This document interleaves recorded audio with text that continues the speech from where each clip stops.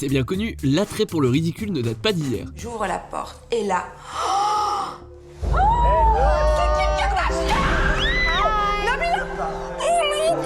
Chez nous, on connaît bien ce concept qu'une poignée de producteurs s'entête à vouloir nous proposer sous la forme d'émissions de télé-réalité, toutes plus débiles les unes que les autres. Bienvenue sur Watch Mojo français, et aujourd'hui nous faisons le top 10 des émissions les plus stupides à la télé française. Nous publions de nouvelles vidéos chaque jour, alors abonnez-vous et activez la petite cloche pour votre dose quotidienne de Watch Mojo.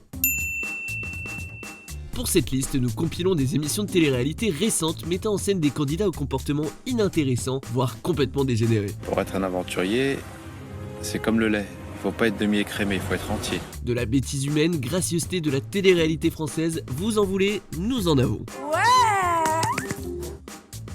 Numéro 10, The Game of Love.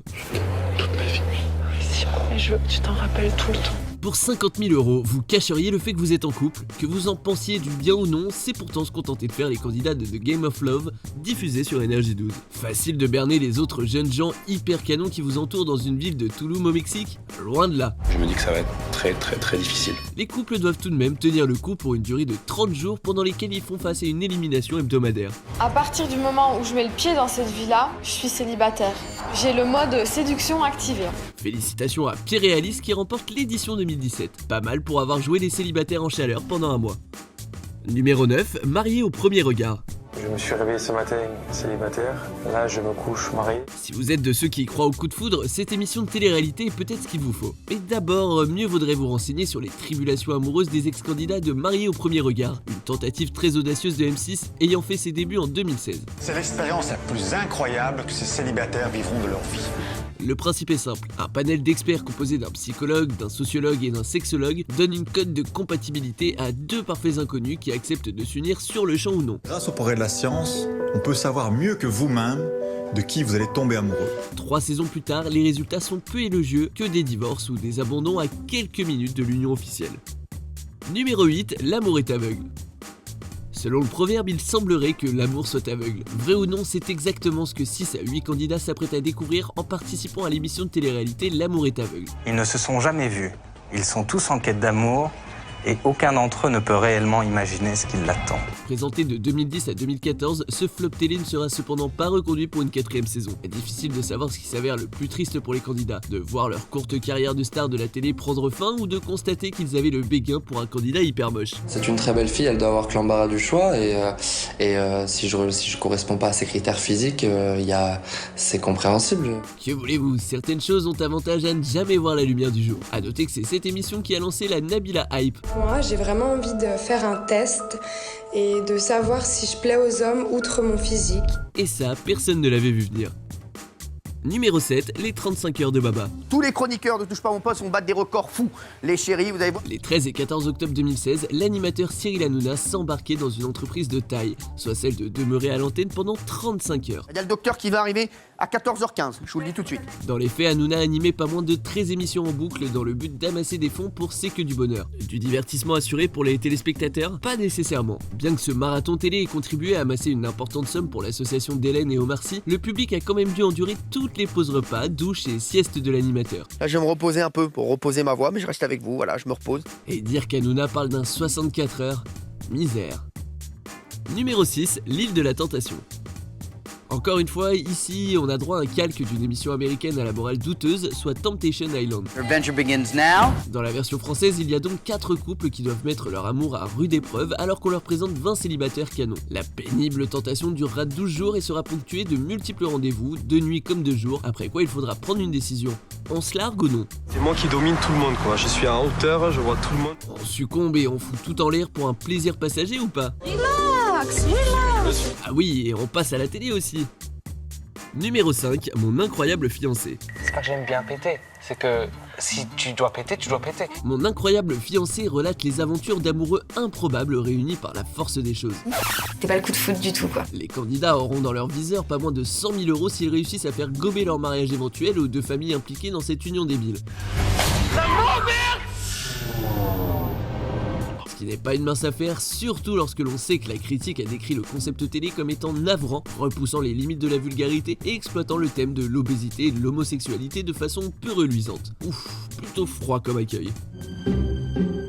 Moi, je pense qu'il n'a pas de sens des réalités. Numéro 4, Greg le millionnaire.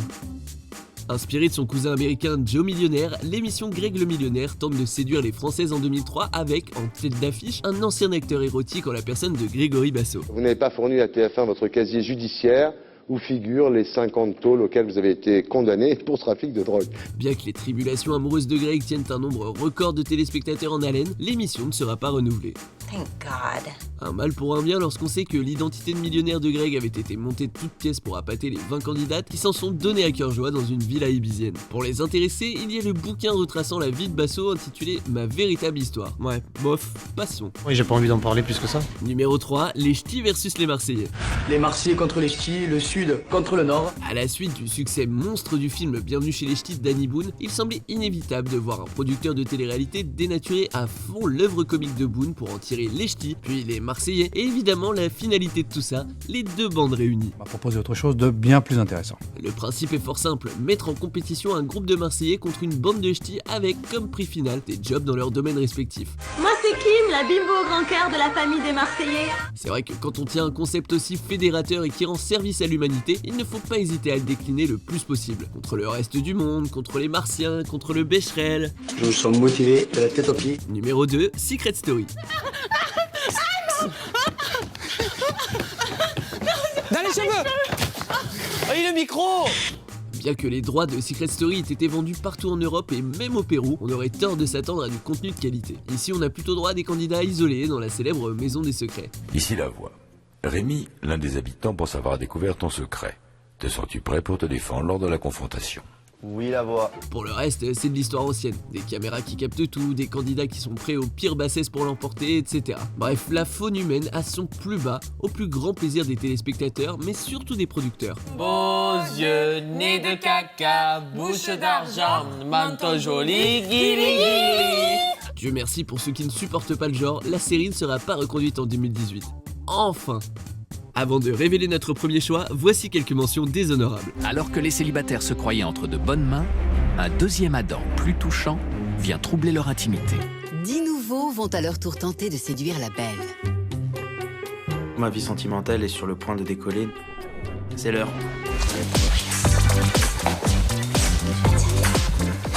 Je suis André. Eudes. Et en Bretagne, André fait la connaissance des nombreux enfants d'Edith. Bonjour la frère.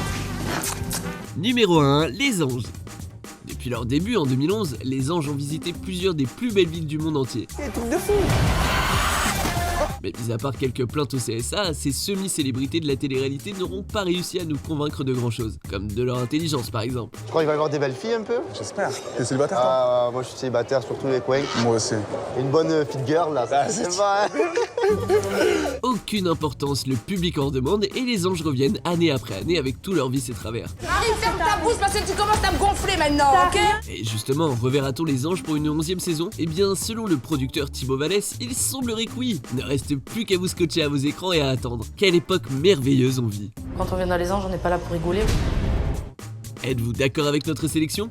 Jetez un coup d'œil à ces autres super vidéos de Watch Mojo français et n'oubliez pas de vous abonner pour être au courant des nouveautés.